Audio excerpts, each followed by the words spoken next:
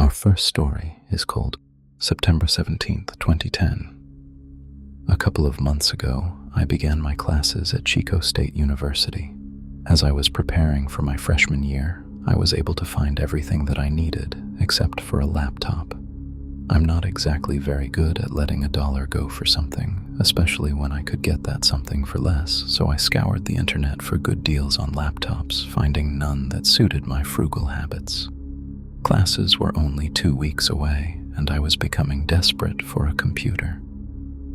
Several days later, I saw an ad in the newspaper for a laptop that was being sold for only $600, and not too far from where I live. It was a very nice Dell laptop too, seeming odd that it was being sold for almost $1,000 less than store price. I drove to the seller's address the following day. The house was farther out of the city, butting up to a dense forest. Outside of the house was an old Chevrolet and a mess of old signs and other various vintage-looking items. I rang the doorbell, and a thin man in a flannel jacket came to the door. When I asked about the laptop, he looked almost relieved and told me he was ready to sell it immediately. Luckily, I came with cash in hand, and after proof of good condition, I went home with a new computer. Excited to have my first self-bought laptop, I powered it up and began uploading my own programs and applications onto it.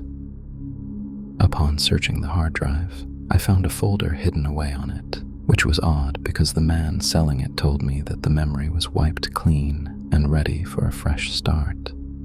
The folder was titled September 17th, 2010, presumably a date.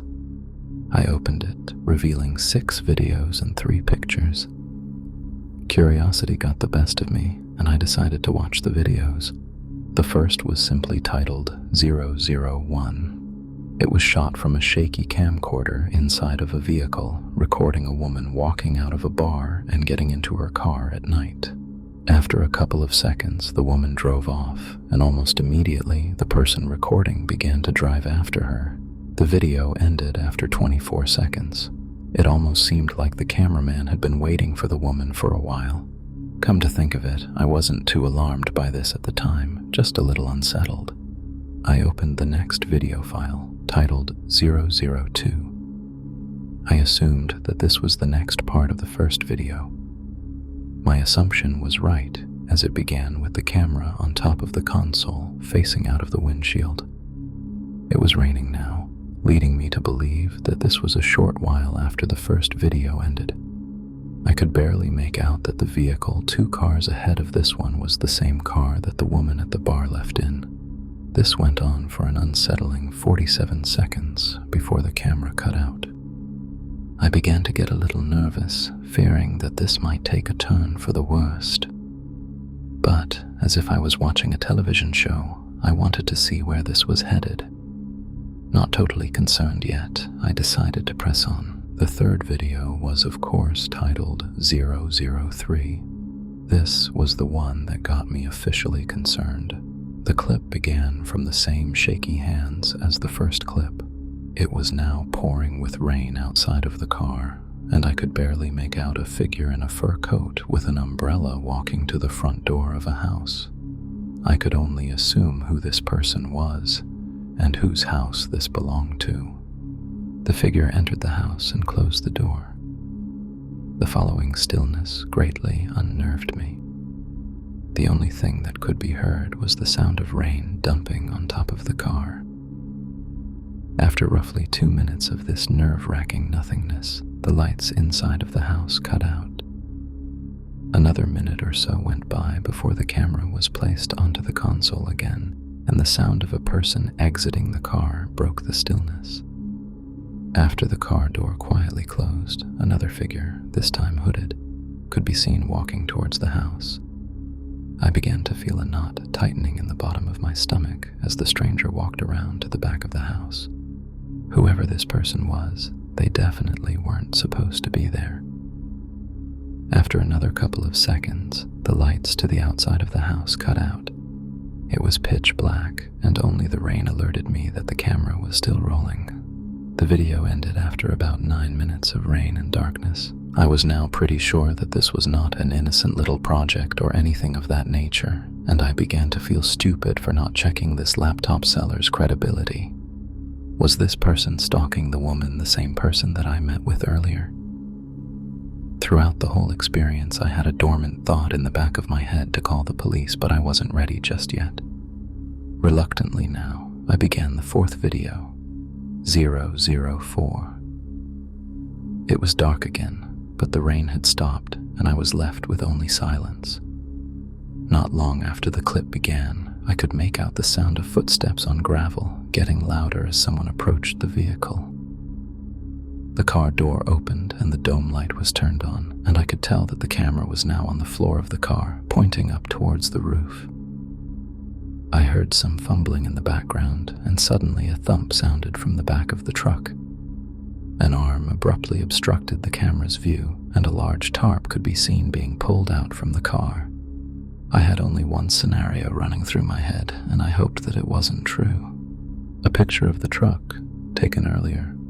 The person picked up the camera, put it back onto the console, and began to back up. They drove for a good 3 minutes before parking in a branched off road and exiting the car to work on the load they were carrying.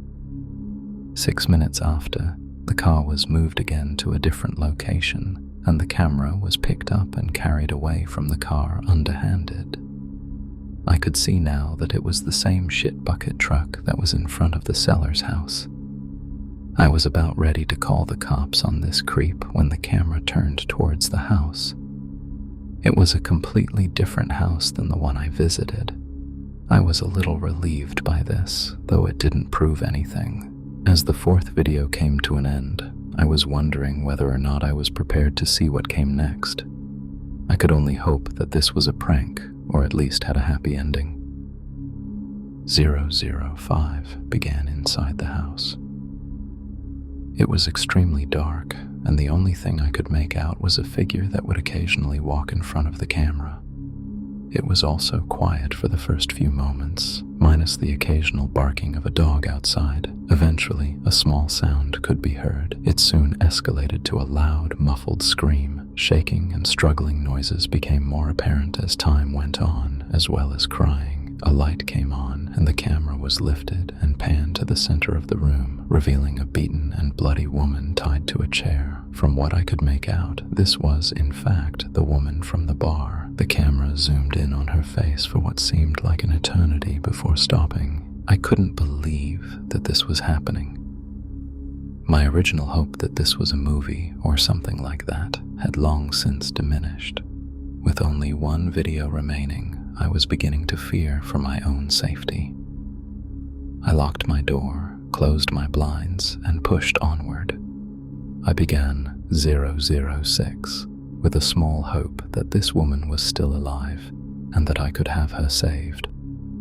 The final installment of this horror show began in a bathroom setting. The camera was placed on the counter, facing a mirror in which I could see a door. The only sound I could make out was a familiar one that destroyed my hopes: power tools. I sat in front of the screen for what felt like hours before the sound stopped. More silence. Then heavy footsteps, accompanied by what sounded like something being dragged. The doorknob turned and the door was pushed open. Out of the darkness of the rest of the house appeared a middle-aged woman dressed in what I can only describe as lab attire, sporting a respirator and a pair of long rubber gloves. This, for some strange reason, gave me a small amount of relief. In the reflection, the woman struggled to drag something to the bathtub. As she hoisted it into the tub, I could see that it was a large black garbage bag. The still shot of the girl, I felt like I was dreaming. It was like I was watching a horror movie unfolding on the screen. She lifted the bag up from the tub, now empty, except for whatever entrails that still dropped out. She picked up the camera and placed it on the ground facing the tub. On the floor in front of it was an assortment of corrosive substances and several other empty containers. The woman began to dump the liquids into the tub, which was followed by an awful noise that I can only describe as pop rocks mixed with coke. The video ended, and I was left bewildered and panicked. I finally opened the pictures. The first was a picture of the truck. The second was a picture of the girl tied up before she was beaten. And the third brought up a corrupted file notice, but maybe that's a good thing. I managed to keep the 2 pictures before I handed the laptop over to police. I was reimbursed my $600, along with a bonus. Apparently, the victim was the young girlfriend of the older woman's ex-husband. The older woman was arrested almost a year before, but was cleared of all charges due to a lack of evidence, and the ex-husband was incarcerated instead. I guess this was the missing link. I hope this has solved any unanswered questions. Although I'm not sure who the man in the flannel jacket was, or how he got a hold of the laptop, or how he owns the same truck as the murderer. I guess I'll just leave that to the police. Our second story is called, Have You Seen This Man? I am not a dog person. This hasn't always been the case, though. As a matter of fact, I used to love them. I grew up telling everyone that I would be a veterinarian one day. Had that been the case, I'd like to think that I wouldn't be in the position I'm in now. I'm a nervous wreck. As long as I can remember, I've suffered from constant paranoia. If you asked my parents, they'd tell you an entirely different story. According to them, I was calm, cool, and collected as a child. They say it wasn't until I was around 12 when the way I carried myself drastically changed. I don't remember much from back then. However, there was a particular scene from my childhood that I'll never be able to push out of my mind. Something, or rather someone, that has shadowed me for the rest of my life. January 1st, 1994. Remember how I said I wasn't a dog person? Well, there's a reason for that. As I said, I told my parents that I wanted to be a veterinarian. They supported me. They wanted me to be successful. I take for granted how much they cared for me. They bought me books on animal anatomy. They took me to zoos. They bought me various VHS documentaries on animals. They tried their best to raise me into the adult that I wanted to be, the adult that they could be proud of. My birthday was in November. I was turning 12. My previous attempts at asking my parents for a pet had always ended in an uneventful manner. They would say I wasn't old enough, that I wasn't prepared for the responsibility of looking after a living, breathing animal. I was set to prove them wrong. This year, I was fucking 12. I'd been reading up on all of those animal books, and this year, I knew I was ready. Once again, I told my parents that I wanted an animal. Their reaction was different this time. My father gave me a single, maybe. And with that, I knew what I'd be getting for my birthday. It was no surprise when I woke up on the day to a small puppy licking my face. I was thrilled. There my parents were, standing at my bedroom door, smiling warmly. They wished me a happy birthday and gave me a speech about how I needed to treat the dog the way I would any other living being. They provided me with dog food, bowls, and a leash. In that moment, I was the happiest I'd ever been in my life. That dog was my best friend. The time I spent with the dog was great. I was an only child, homeschooled. I was never really able to have much interaction with people my age, not that I'd have a problem with doing so. My dog, who I'd named Theo, had steadily grown a bond with me over the course of a month. We bonded the way any other kid would with his dog. We went on walks, we played together, I bathed him, fed him, and overall tried to raise him the best I could, as my parents had done for me. Needless to say, they were impressed. Their opinion of me soon changed. It was January 1st, the beginning of a new year and a new beginning for me. I woke up at around 10 a.m., a late start for me. I had never actually made it to midnight on New Year's before. I felt like absolute shit. I was greeted in the kitchen by my mother, who had provided a delicious breakfast. My mother's cooking was stuff of legend. As I sat at the dining room table to eat, Theo greeted me from under the table and sat down at my feet. I slipped him a piece of bacon. He was delighted. My breakfast was cut short. One of my chores was to get the mail every day. As soon as I heard the familiar sound of the mail truck, I shot up out of my chair. One of my animal documentaries taught me about Ivan Pavlov and his dogs. Funny how I didn't know I was being conditioned to react a certain way to the sound of that truck. I was still tired from last night. I fumbled toward the front door, not paying much attention. As soon as I opened it, Theo took off as fast as he could. I couldn't process what had just happened. He had never done that before. I collected my thoughts and decided to go after him. I grabbed my jacket from the coat rack and ran outside. As soon as I stepped foot on my porch, I froze. Theo hadn't gotten far. He hadn't even left the front yard. The yard's exit was blocked by a man, another picture of this man. This was the first time I saw him. The man looked straight at me. He didn't blink. I didn't know what to do or how to feel. At first, I was grateful. He was the only thing standing between Theo and the rest of the world. He said nothing. Theo was looking up at him. He wagged his tail. He panted. It was as if the man didn't notice the dog was there. He just kept staring. I wanted to say something. I wanted to thank him. The way he was looking at me was as if he was expecting me to say something, but I couldn't bring myself to. Without averting his gaze, he kneeled down and picked up Theo by the scruff of his neck. Theo whined. I wanted to tell him to put down my dog, but again I couldn't. I simply couldn't think of appropriate words. My mind was all in a jumble. I couldn't move, and I couldn't think straight. All I could do was watch. The man reached into his pocket, pulled out a knife, and cut the dog's throat in one quick motion. Blood spilled onto the snow-covered ground.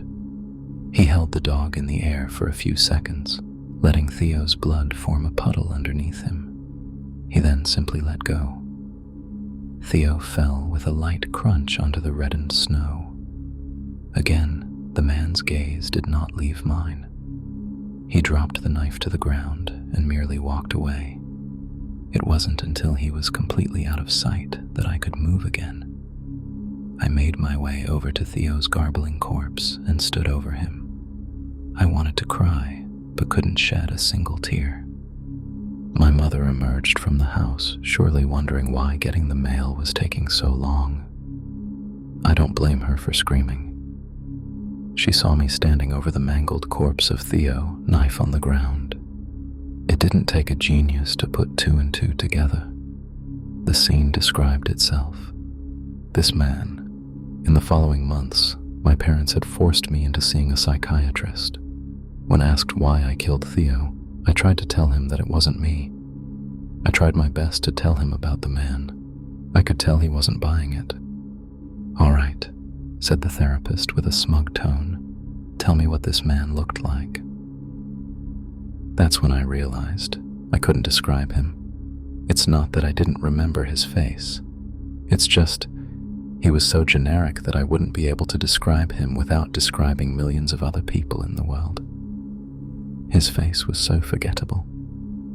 I know I stared at him for a good 5 minutes. One would assume I would be able to remember the face of a man who had killed my dog without breaking eye contact with me.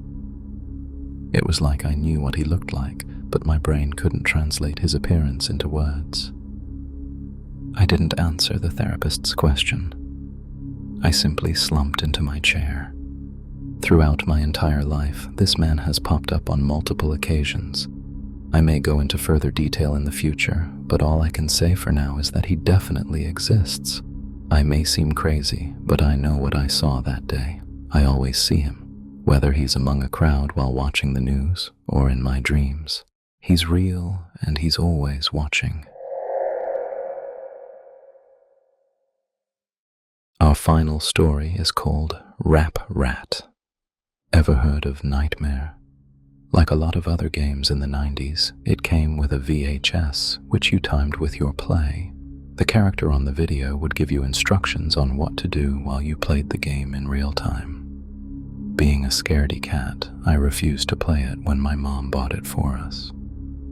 My brother was disappointed about not being able to play it, but my mom had a solution. She brought out Rap Rat.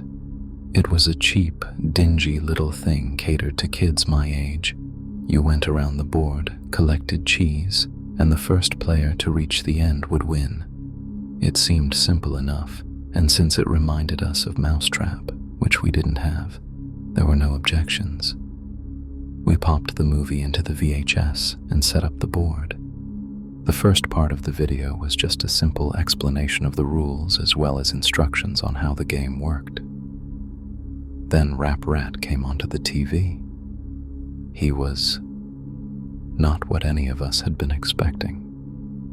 My smaller brother, who was only 3 at the time, immediately left the room crying. The rat did not even resemble a rat. The ears were far too big. It had a mouth lined with 2 teeth, the inside of which looked almost swollen. The most striking part about the thing, though, was its eyes. They were large, glassy, and fish-like.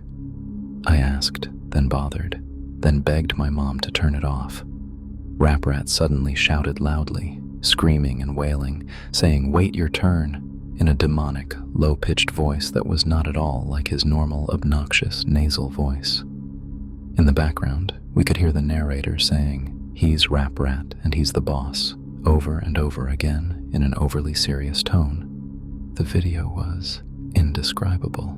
Images crossed the screen in quick succession, overcut with Rap Rat's expressionless eyes.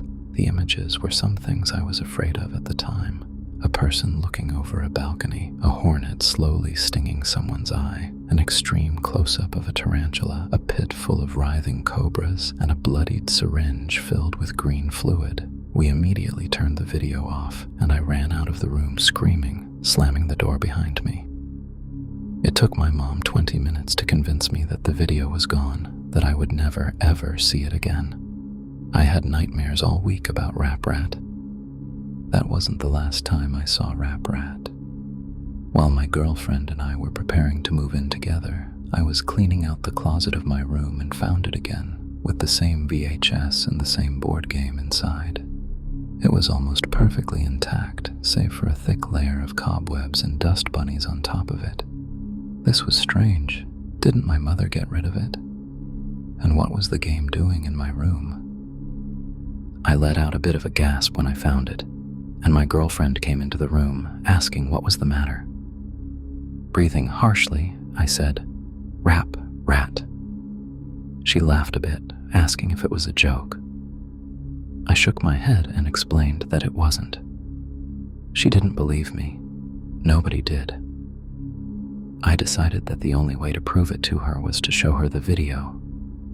I borrowed my neighbor's VHS and played the video for her. However, the images had changed. I saw a clown, its nose bursting and spraying blood onto the screen. I saw a woman alone in a dark room. I saw a man being forced to pick up white-hot metal and hold it in his outstretched hand, turning his hand to a leathery mess. The scratching I heard as a child continued, picking up, getting louder and louder. Then Rap Rat showed up and began twisting and convulsing, its arms thrusting this way and that. The costume wasn't a costume anymore. The felt was real fur.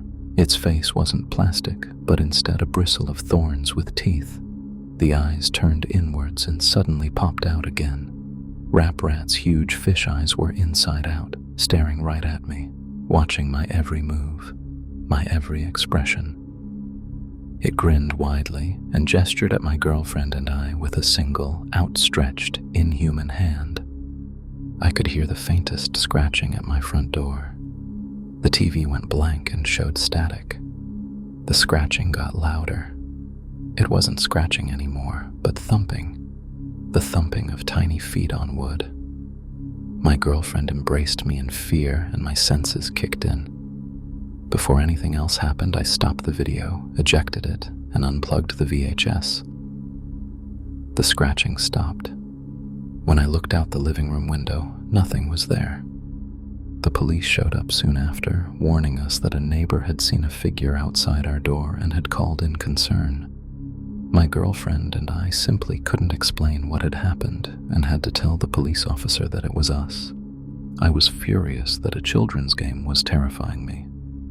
I went to pick up the tape, but the VHS burned my hand.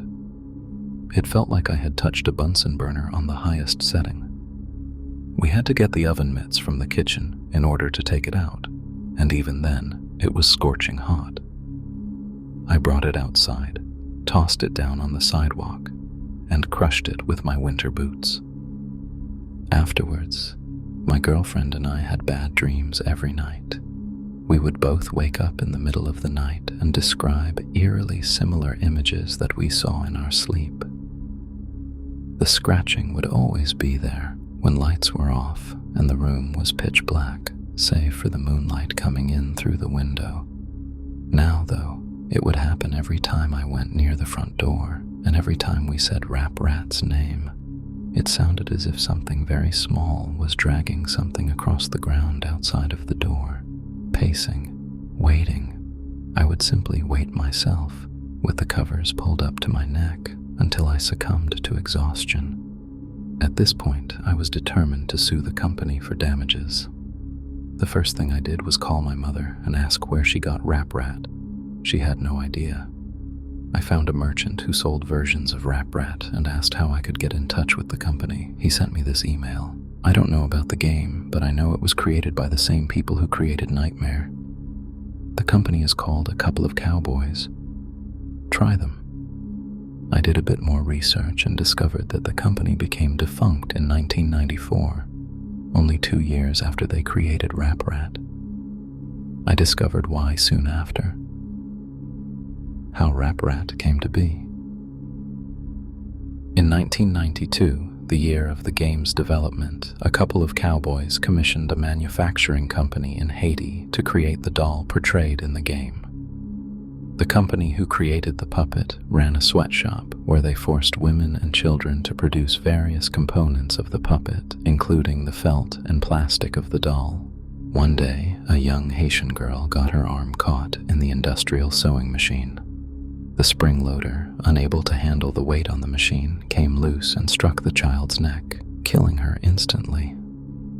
A few days after the funeral, the mother of the child came to the factory, demanding to see the owner, who denied that he had anything to do with it. In a fit of rage, the mother said that the blood from the innocent would seep into every crevice of the doll, every component with which it was created, and that all who touched it would die. She claimed to have summoned a fear demon and screamed at the top of her lungs, "Apparat will curse you." The owner simply laughed and told his corporate bosses about Apparat. They spread the joke from person to person, and the game was renamed Rap Rat, a loose anagram of Apparat. Each recitation of the name Apparat brought with it a greater and greater curse. Only 2 years after Rap Rat was created, the company was shut down and the owners hired by Mattel. There were stories of the workers begging for days off, skipping work for weeks and weeks, and finding the puppet in strange places. There were also stories of suicides, grim, violent deaths in which the workers would stab their hands and set themselves on fire, writing, "I am fear," on the nearest surface in blood.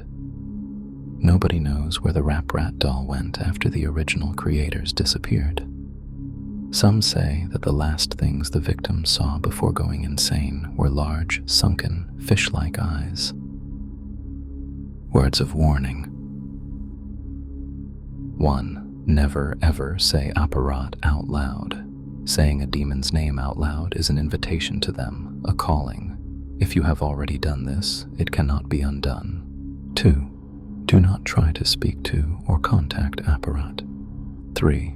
Avoid being awake between 3:30 a.m. and 4 a.m. when Rap Rat is the most likely to try to scare you. The VHS is back. I thought I stomped on it, smashed it to Kingdom Come, but it's back. I found it in my sock drawer yesterday. This time I was ready. A whole bunch of people have been contacting me trying to get the tape or some sort of video from the board game. My answer to you is that it's just too dangerous. If I did that, it could very well drive you insane, scare you to death. The video and the game and Rap Rat itself have some sort of strange power. Rap Rat follows me everywhere I go. I see little shadows in the corner of my eye or hear sounds coming down the hallway when I'm the only one home. If Rap Rat is there, it will let you know, but it will never let you see it. Until it's too late, of course. A lot of people have been watching the normal video from the normal board game. That's the thing. Rap Rat can be normal. It will trick you into thinking it's just a puppet and then stalk you day and night.